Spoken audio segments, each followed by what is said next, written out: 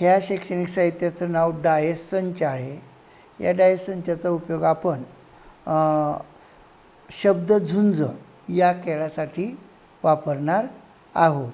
आता यातील आपण हे डायस संच घेतले. आता या अक्षर गटामध्ये हे जो डायस संच आहे तर क आहे, म आहे, ल आहे आणि म आहे का इथं? आहे. तर हा डायस संच अक्षरगट 1 साठी आपण वापरतो आहे. नंतर हे बघा घ आहे, र आहे, म आहे, ल आहे, क आहे आणि ब आहे. इथं आहेत ना ती अक्षरं? हां, त्यामुळं हा डायस संच आपण यासाठी वापरत आहे.